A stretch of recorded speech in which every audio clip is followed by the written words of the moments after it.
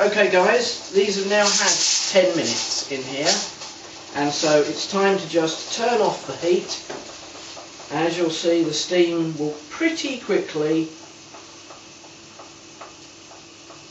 die away,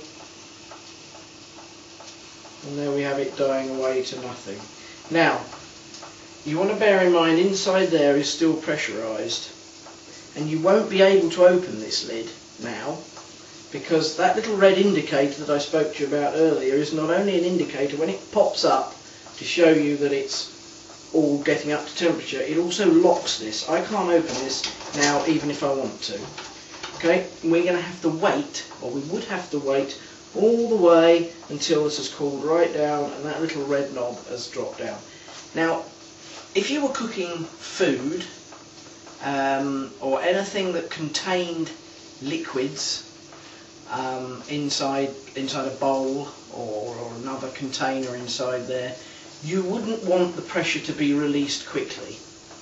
And the reason for that is that inside that liquid would then boil over, and it would all end up in the bottom of the pressure cooker, a nasty mess, and you wouldn't have it left in the casserole or whatever you put inside there. It would all be all over the bottom of the pressure cooker, and your dinner or whatever it was you were cooking there would be wasted. But all we've got is jars. We've just got empty glass jars. So if we can safely, we want to reduce that pressure as quickly as possible.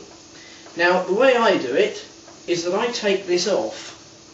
Okay, this weight, make sure I've got a very thick pad of tea towel. This is just an ordinary tea towel.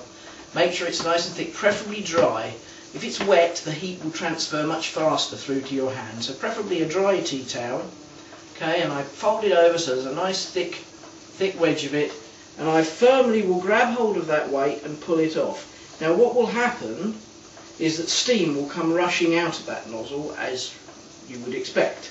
So you don't want to have your head over it or anything in the way of it that's precious.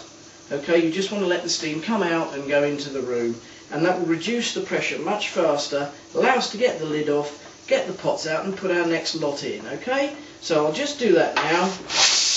As you can see, the steam is being vented. Didn't hurt me at all. I've got the weight in my hand. I'm out of the way of it. The steam is coming out, and the pressure is coming down much faster than it otherwise would. That weight is obviously hot, so I put it down somewhere to cool. And now we just wait for that steam to all be vented from the chamber. And as it dies down, you will find that your little automatic safety lock here with the red knob on top will drop down, as it's going to any moment now for me. I'm just watching it, and any second now it should drop. As that pressure decreases, you can see the steam is dying away, and it's dropped down. It's just gone pop down, which allows me now to open the lid. Again, there'll be plenty of steam in here. Keep your head well back and open the lid. That's hot, obviously, so put the lid well out of the way. And here you've got your 3 jars. I can't really tip it up to show you, but they're in there, the 3 jars that I put in, and the lids have hopefully been loose, so it's allowed the steam to get in to sterilise the insides. Now you want to get them out with the tea towel. Make sure that you grab them firmly, but make sure that you've got plenty of tea towel around you so as you don't burn yourself. Take them out, and there you have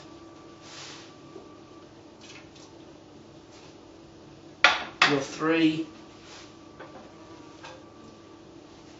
sterilised jars. Okay, so all we need to do now is to leave them to cool down a little, and then we can screw the lids on tightly, reasonably firmly.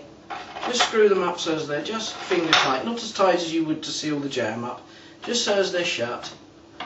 Okay, now they're sterile.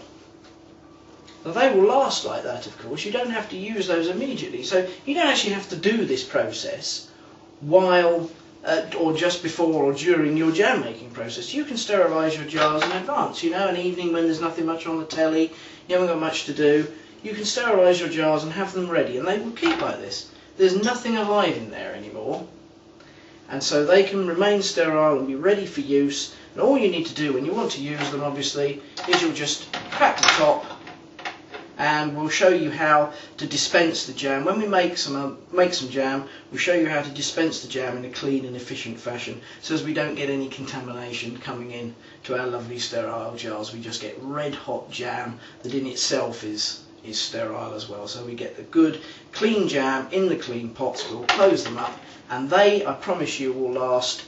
Like I say, I've got them for 2 years. I've never ever had a pot of jam or pickle that I've opened and it's gone off and had fungus in.